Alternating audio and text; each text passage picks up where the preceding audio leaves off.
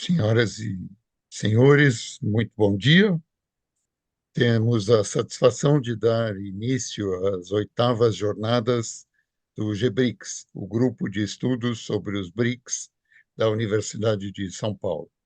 E contamos com a presença do professor Pedro Bohomoletz de Abreu Dallari, diretor do Instituto de Relações Internacionais, que nos faz a palestra de abertura da edição 2024 das Jornadas do GBRICS. Temos a satisfação de contar com 500 inscritos já até este momento em que iniciamos a nossa semana das 8ª jornadas, e é uma oportunidade de continuar o diálogo com o professor Pedro, que já colaborou com o GBRICS em outras edições, e hoje tem a palavra, professor Pedro, com essa nossa 8ª edição das Jornadas do GBRICS. Muito obrigado por aceitar esse convite. Thank you very much, Professor Casella. As asked to me by the organizers, I will speak in English. I think that this is the official language of our seminary. It's really a pleasure to be invited to come back to my alma mater, the law school of the University of São Paulo, Faculdade de Direito do Largo de São Francisco, where I studied and entered as a professor more than 20 years ago, and until I leave to the Institute of International Relations at the same University of São Paulo, but I stay linked with the Faculty of Law until now, and it's a pleasure, always a pleasure to be with my colleagues of the law school. And I congratulate you, Professor Casella, for the continuity of these BRICS conferences. Now in the 8th edition, what's very important for the university, because the perpetuation of this kind of seminary, of conference, create the condition to compare, to analyze, to consider the evolution of the phenomenon that is being studied. And the BRICS is a very important issue to be discussed at our university. So I congratulate you and the organizers for this persistence with the studies. Now, and the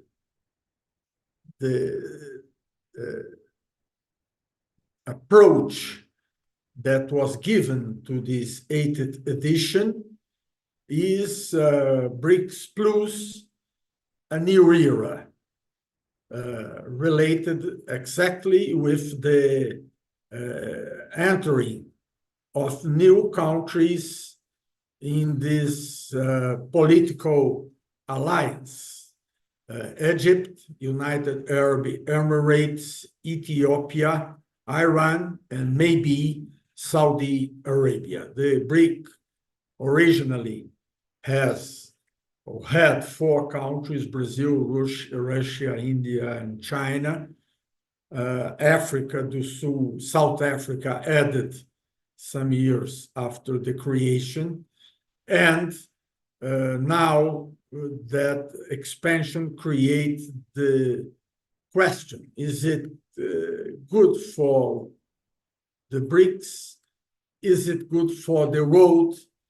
What is the meaning? What can be the impact of this more broad perspective in terms of the members of the BRICS? This is the main question of this 8th BRICS conference at the University of São Paulo. And I want to give some ideas about it, just to introduce some aspects in order to stimulate the debates that will follow in the next days. The main question for me is the question of human rights, the issue of human rights. Global political and legal order was built after Second World War based in the primacy of human rights. In 1945, the Charter of the United Nations established human rights as the main principle of organization of the new era. And after the creation of an international organization based in the principality of human rights, all the global system of human rights was developed. In 1948 with the Declaration of Human Rights, in 1966 with the International Pacts of Human Rights, the Civil and Political Pact and the Economic, Social and Cultural Pact, and all the treaties that dealing with races, with women rights, with child rights, with all kind of migration, with criminal law, genocide, deal exactly with this idea that the new order must be built up the human rights principles. This is what was done.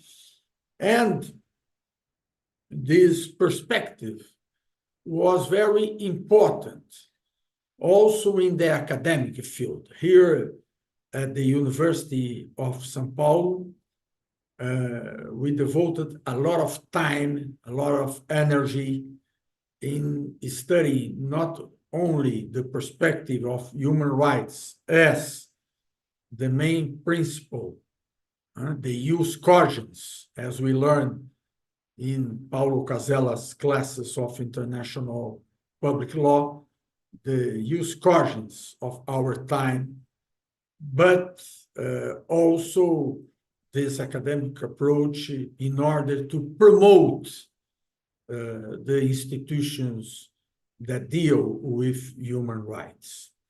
Brazil is part of the Inter-American system of human rights, is part, recognize the jurisdiction of the Inter-American Court, Tribunal of Human Rights, and give a lot of support to the entities that deal with this. When BRICS was created, there is a question that is linked with what I have said until now. How can we imagine an agreement, an alliance, it's not an organization, but a political alliance that is not based on human rights as the main stake, the main principle in order to support all the action and the objectives of the alliance. And this maybe was not a problem until now, but the BRICS Plus gave a special perspective for this contradiction, because Iran, Saudi Arabia are countries that have a lot of problems with human rights. as China and Russia also. So BRICS is even more, and now the BRICS Plus even more, a political space, a political alliance that is not based in the primacy, in the main perspective of human rights. If we see, for example, the final declaration of the meeting, the last meeting of the BRICS at South Africa last year, there is no reference to human rights. And of course, because there is a contradiction between the membership of the BRICS and the fact that some of the most important partners of the BRICS have not been seen as respecting of human rights. So the question is it possible to build and to increase an alliance, an international alliance, just in terms of a geopolitical approach, ignoring the principles that have been used since World War II to build a global environment of peace and understanding? What is the paper, what is the role that can be played by the BRICS without having this main principle that has been used as an indicator in international relations for almost the last century? This is not an idealistic or ideological approach. I'm not telling about human rights because I think that this is important or because of my ideology or my ideas, no?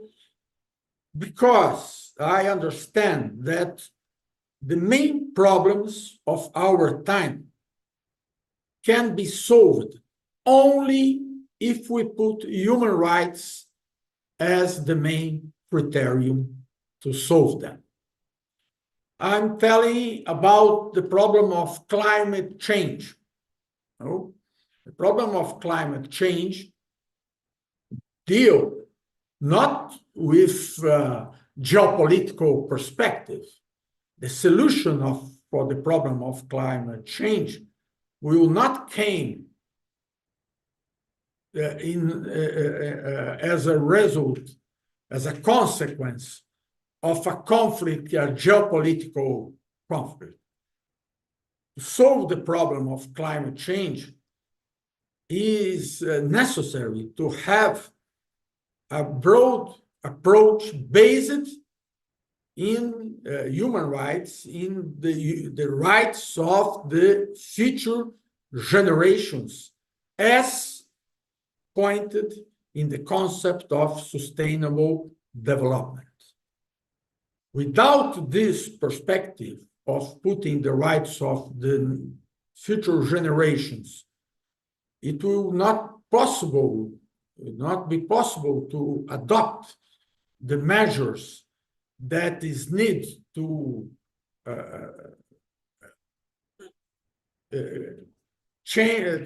this challenge of climate change. It's not possible to solve the problem of climate change just measuring the forces of China or United States or the BRICS or the European Union. It's some kind of problem that only a multilateral and broad approach based on the principles of human rights can have good consequences in order to solve the problem. We have the same approach when we talk about a second problem of our time, that is the nuclear weapons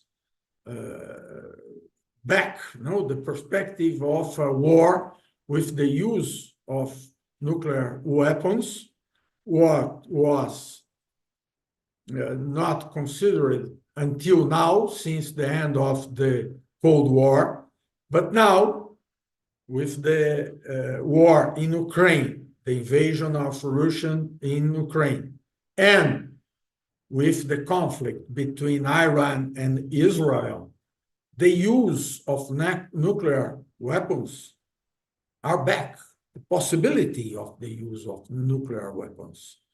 And again, this is not a problem that can be solved just with a geopolitical approach, because the impact of the conflict with the use of nuclear weapons will be much larger and go much longer than the population linked directly with these countries in conflict. The possibility of the use of nuclear weapons can create a state of war in a larger part of the world.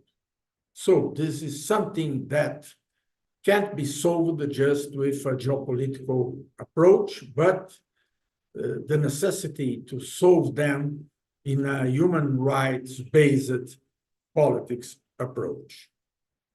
A third question, a third crisis of our time, the risk of a new pandemic. Since COVID-19, the Health World Organization has been discussing the possibility of a new conflict, a new pandemic, and there is now,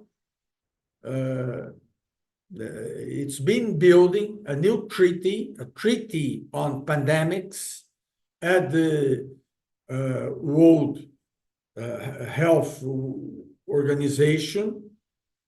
It was discussed in the assembly of the organization in the last month of May, and now it's a proposition, and the experts believe that next year this treaty will be open to the signatures of all the states of the world. This is, again, something that can't be solved just on a geopolitical basis. The fundament, the basis for a well-built politics to fight pandemics is human rights. It's just the strategy that respects diversity, geographic diversity, populational diversity, age diversity, human rights, that can be well built in order to avoid a new pandemic. And as a fourth challenge of our time, big challenge, artificial intelligence. Artificial intelligence is, again, something that can't be solved on terms of a geopolitical approach, but just human rights can offer the basis for a solution to the challenge that artificial intelligence creates in our time. The protection of intimacy, the protection of the self-image, the protection of the freedom of choice of the people, all of these that are linked with human rights principles are the basis for some kind of international global regulation of human rights. All of these challenges, climate change, nuclear weapons, pandemic, artificial intelligence, demand regulation and must be international regulation, because these are crises, these are problems that can't be solved internally by a country. It's impossible for a country to decide to solve all the aspects of climate change inside its territory, because what happens in the other territories will affect its society and its territory. Artificial intelligence, pandemic, the possibility of a war with nuclear weapons, and climate change are crises, are problems, as I told, that need international regulation based on multilateral relations, which must be based on the respect to human rights. This is the equation of our time. Human rights is the grammatic of our time, is the main rules of our time, is the basis for all the politics that can be good consequences in our time. So without this human rights approach, it's not possible to offer solution to the problems of our time. In the next days, we will have two very important meetings connected with global governance that must deal with these four crises I pointed until now. The meeting of the G20 in Rio de Janeiro in 18 and 19 of November, and the conference of the parties 29, the copy 29 in Baku in Azerbaijan in the month of November also. These two meetings will need to deal with these four challenges I point, these four crises. And this is a need because time is not helping us as the consequences of climate change, the risk of nuclear weapons, the risk of pandemic, the risk of artificial intelligence are increasing very quickly. So it's not just a necessity, but a very strong necessity that the G20 and COP29 give us some orientation, direction to deal with these problems in order to solve them as a necessity to the preservation of conditions of life for humanity. This is not something that will, as crises of other times, change frontiers, change governments, change geopolitical scenario. These are crises that can have as consequence the elimination of the conditions for humanity in the earth. So this is something urgent, and we must have some answers for these problems in the next days, because if it doesn't happen, we can have some bad moments in the future in a very bad way. So with this in mind, I come back to the BRICS. As these problems that I pointed, the strong problems, this crisis, demands a multilateral approach in order to build politics that can solve these problems. And as the main basis for these approaches are the respect of human rights, the consideration of human rights, much more than geopolitical considerations. How can BRICS deal with them? How can BRICS, the discussion that will begin this week in Russia, can give some indications, some suggestions for these larger meetings that will happen in Rio de Janeiro and in Baku in November, if BRICS is not based in a principle that is the condition to some politics that can deal with the reality of these problems. I'm afraid that this enlargement of the BRICS, this new era for the big BRICS, contradictory, increase the distance between the BRICS and its capacity to have some influence in order to help to solve these problems of our time. This is what we must discuss. How BRICS, without having human rights as a principle for its existence, can deal with problems which solution demand a human rights approach.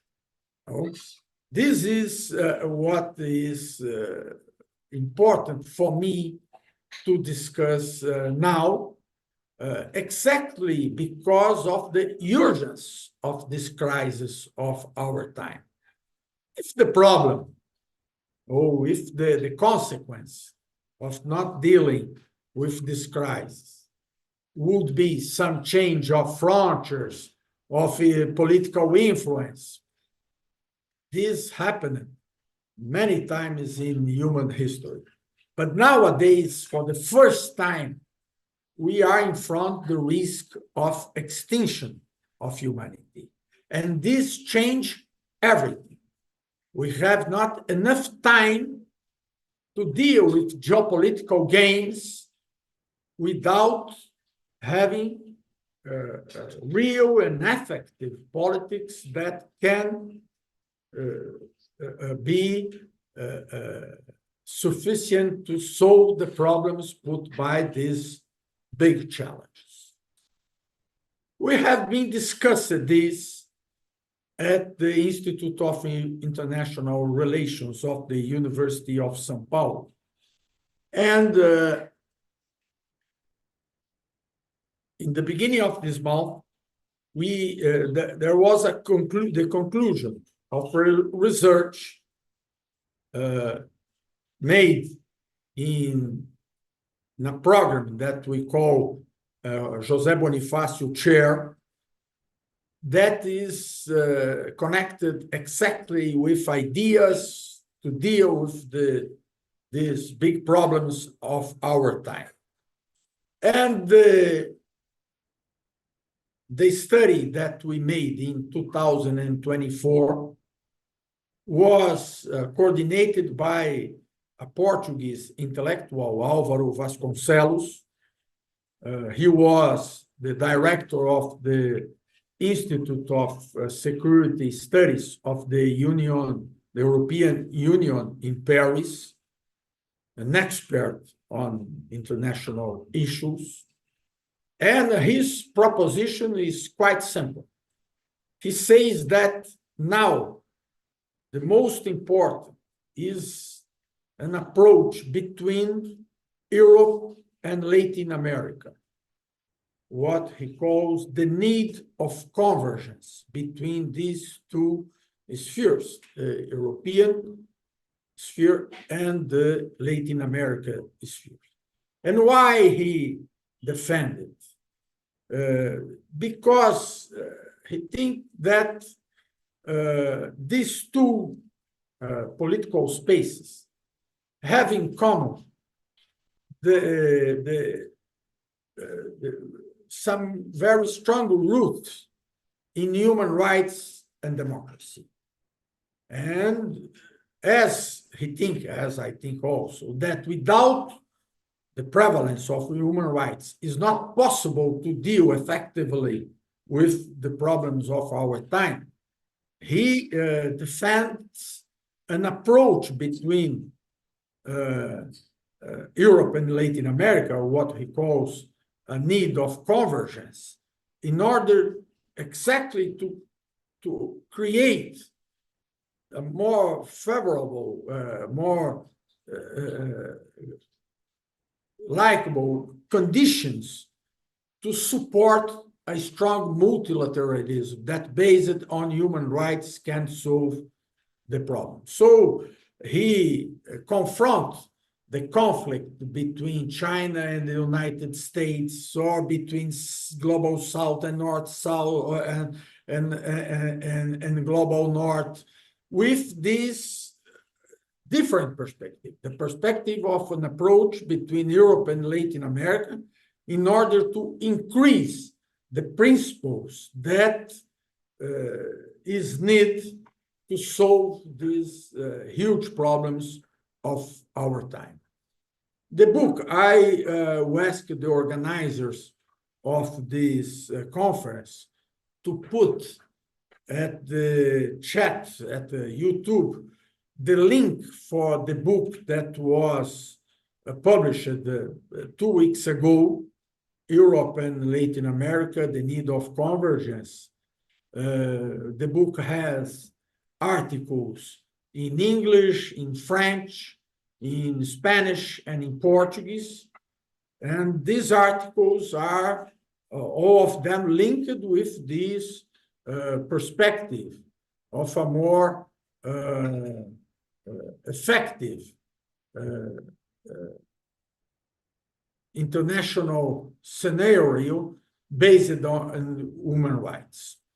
The former Ministry of Foreign Affairs of Spain, Arantxa González Laya, wrote an article, Latin American and European Union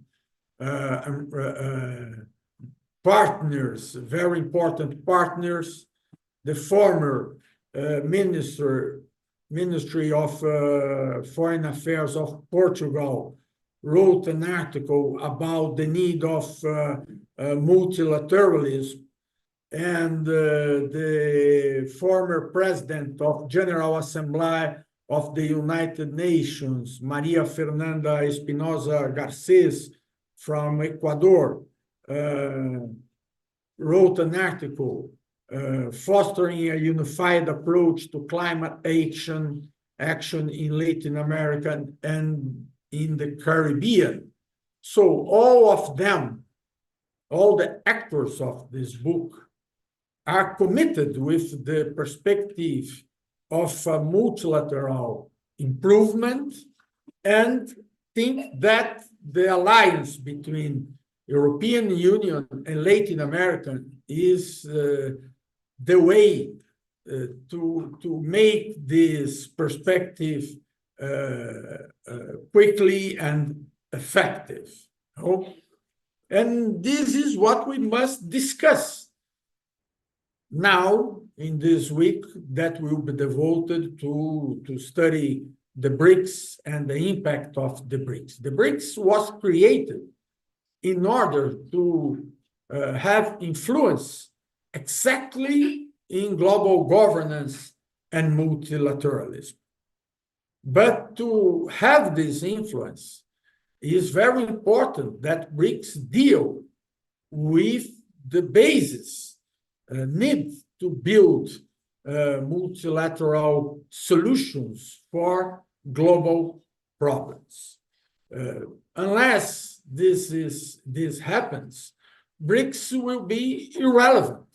Will be a meeting that happens every year, very pleasant, with a good discussion, with smart people, but with no relevance. China will be relevant, India will be relevant, South Africa will be relevant, Ireland will be relevant, but not the BRICS, because as a political alliance, it will not have something to say in order to fight these problems. The measure of the effectivity of BRICS will be the capacity of BRICS to give ideas, suggestions, solutions to solve these big problems of our time: climate change, nuclear weapons, pandemic, artificial intelligence, as I told. And without a huge discussion on these issues, what BRICS will approve at the end of the meeting in Russia? A declaration that will point that it's necessary to build, to make reform in the multilateral system with a more democratic participation, something that has been said for all these years, but that does not deal with the main problems of our time. This is the urgency we need. No? As I have children, as I have grandchildren, I'm very worried about the future of the world because I'm 65. I will not have too much time anymore, but my children will have. So I'm worried with the creation of the possibility for humanity to survive. Huh? The world will survive, but it's not clear that humanity will survive. If we can't fight these huge problems of our time, the conditions for humanity will be very difficult. And I'm afraid that BRICS uses a lot of energy, but without the capacity to interfere in these problems I pointed. So this is what we must discuss. What is the meaning? What is the purpose? What is the objective of the BRICS now? This is the question I put for you to discuss in the next sessions of this conference. Why we need the BRICS? Is there anything BRICS can really do to solve these huge problems of our time, or is just a political alliance that creates some conditions to a more to a better position in a geopolitical fight that will not help to solve the problems of our time? So, Professor Casella, with this provocation, I end my initial speech. I asked the organization to put in the chat this book that was created for the José Bonifácio Chair. And I asked also, I don't know if it's there, to put the link for a discussion that was made at the International Studies Institute at USP, moderated exactly by Professor Paulo Casella, with the former and the actual the catedrático, the former catedrático Álvaro Vasconcelos, exactly the coordinator of the book I presented, and now the catedrático for 2024 and 2025, the former Ministry of Justice of France, Madame Christiane Taubira, She is from French Guiana. She's a Creole. She's a Amazonian. And she discussed with Álvaro Vasconcelos, with the moderation of Paulo Casella, exactly the perspective for the G20 meeting, exactly with the perspective, the need to fight these problems, this crisis of our time. This conversation was happening in French. I don't know if everybody here speaks French, but it's understandable. And I suggest strongly that you go there and see what Paulo Casella coordinates in order to have the opinions of Christian Taubira and Álvaro Vasconcelos in this very important moment of civilization. No? With this question, how BRICS can deal with the problems of our time, as it is not based on human rights, which is a condition to solve this problem, with these questions. And these two indications for read, I finish my participation in this open session, thanking again Mr. Professor Paulo Casella for the invitation and all the organizers, with my compliments for this 8th conference, BRICS conference. Thank you very much. Thank you so much, Professor Pedro Dallari. This is a very stimulating initial consideration that you gave us in this opening speech of the 8 journeys of the BRICS group. It is a challenge for all of us to think about and also to share views about these issues with colleagues from the other BRICS countries. We have a question from Evandro Andacu, and I guess you have access to the text. I can also read. Evandro Andacu is a member of the BRICS. He asks, do you think that due to the fact that we also have human rights problems in Brazil, like police treatment towards the poor population and even food supplies, weakens Brazil's positions in BRICS? No, I agree fully with Professor Mr. Andacu. We have human rights problems in Brazil, as we have everywhere.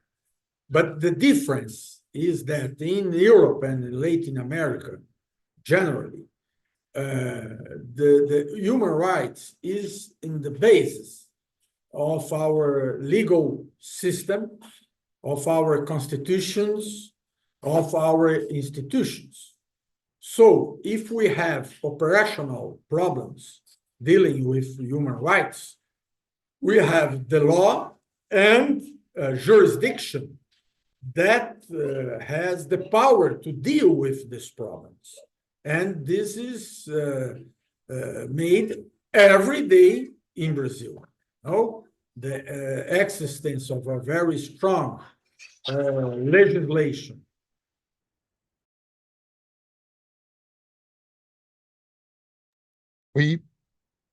We lost your sound, Professor Dallari. Oh, sorry about this. I made a mistake with my mic. So this is real, but there is a big difference between countries that have some problems dealing with human rights, but has a legal system and institutions that exist in order to defend human rights, and some countries that does not give protection to human rights, either in its legislation or in its institutions. It's easy for me to make this difference.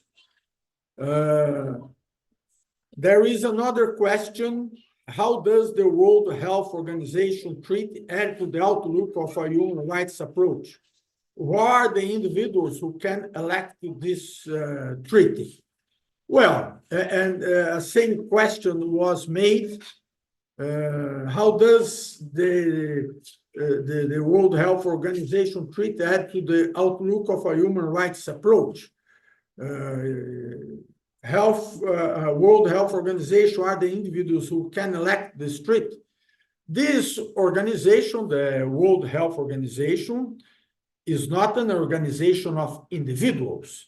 It is an organization of countries. All the countries that are members of the United Nations are also members of the World Health Organization.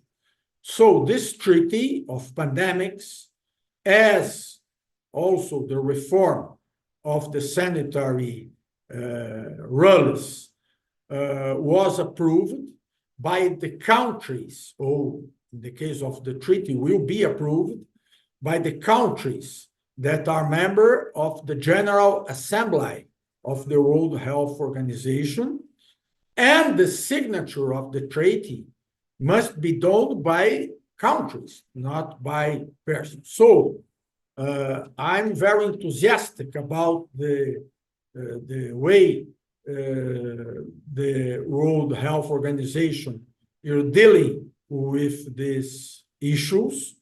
I'm in favor of this multilateral approach, and I think that G20 will give some references.